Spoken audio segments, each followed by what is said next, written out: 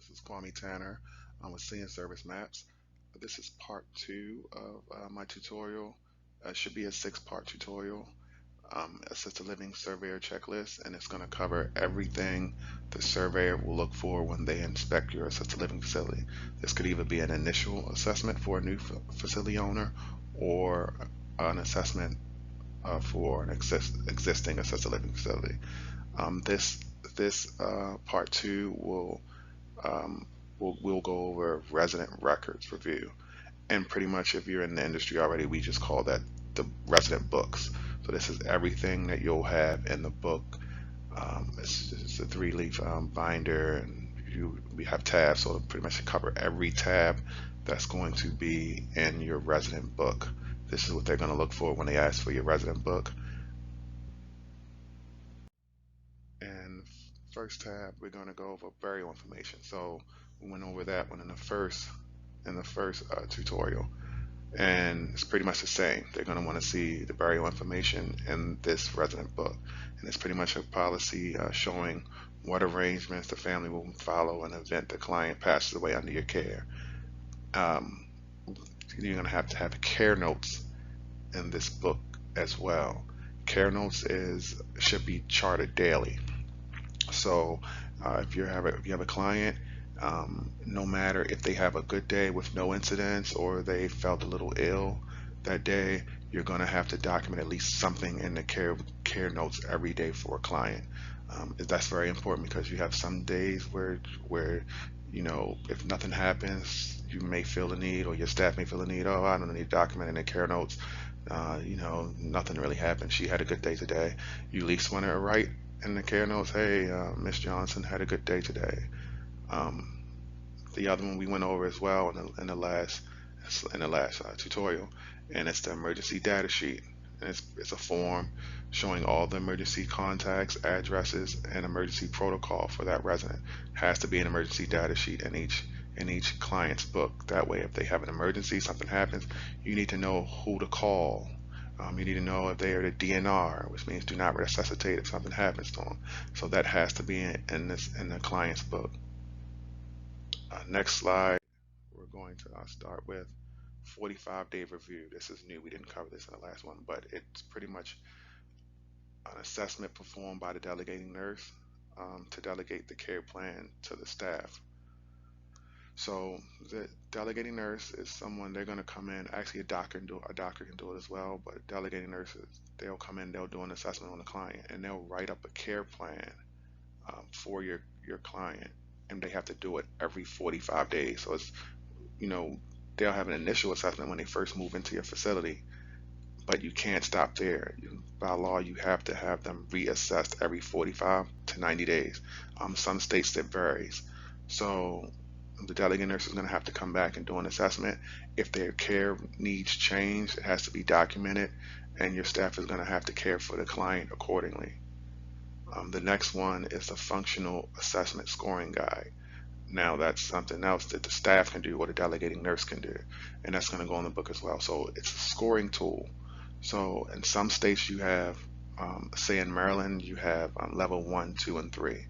This scoring assessment guide will determine which level the client is. Level one being someone that can do a lot for themselves, and level three is going to be someone that probably can't do anything for themselves. So that scoring guide is going to have a checklist of a bunch of things. Can this person walk? Can this person administer medication? Is this person cognitive? And it's going to have tons of questions, and you'll just check yes, no, and at the end you tally up the score, and it'll tell you what level the client is. Some states are A, B, C, but the functional assessment scoring guides have to be in the book. The third one on this slide is Healthcare Practitioner Assessment Form, HCPAF, and that's also something that the healthcare practitioner is going to do. It's an assessment form that's done usually at the 45-day and at the initial assessment.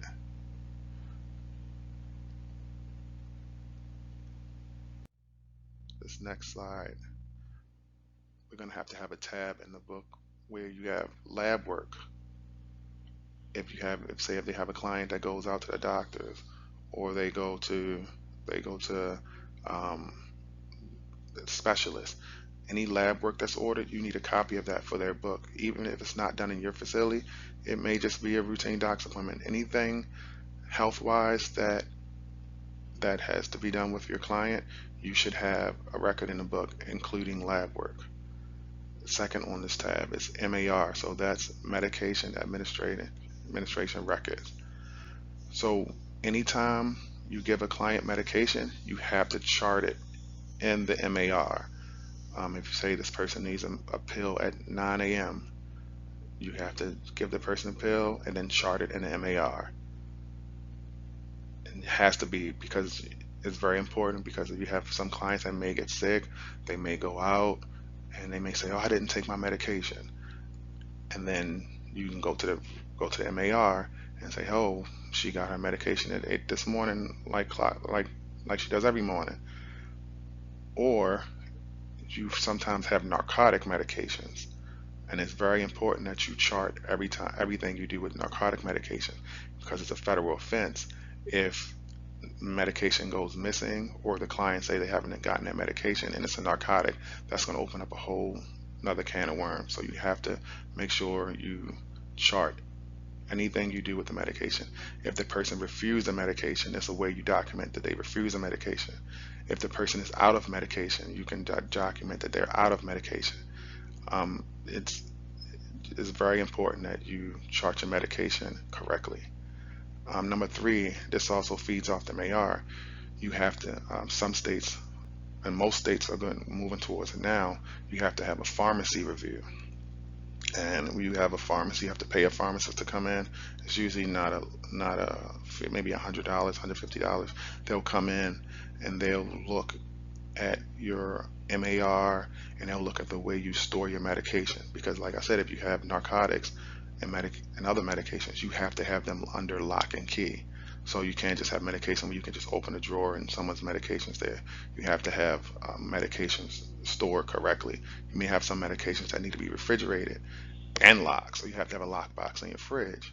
So the pharmacy review, they will actually come and consult with you and make sure you're doing all this correctly.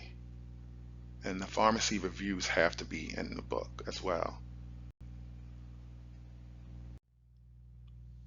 And on the next slide, you have physician orders. That has to be a tab in your resident book as well. So if you have a client that goes out, the physician may have different orders for them. You have to have copies of that in your physical client's book. It's very important. The next is the resident agreement. We covered that in the last one. That's pretty much the leasing agreement. Is going to have other things in it, like the service plan, and it's going to have resident rights attached to it. And like I said, I have copies of all this as well. You guys can reach out to me if you're interested. And then we also went over service plan and then last one, so I won't go over that one in too many details, but you'll have the service plan and the resident book as well. And that's it for what you need in your resident book. It's very important that you have all these tabs in your book, and you make sure that you not only have the tabs, that you actually are adding to them as you need. You have to be on top of your 45-day assessments. You have to make sure your care notes are all up to date. You have to make sure that you're definitely documenting your medications, your medication administration. Like I said, I do offer consulting services and placement services as well. Um, Stay tuned for, you can go to the next slide for the next video. If you have any questions, you can also reach out to me as well. Thank you.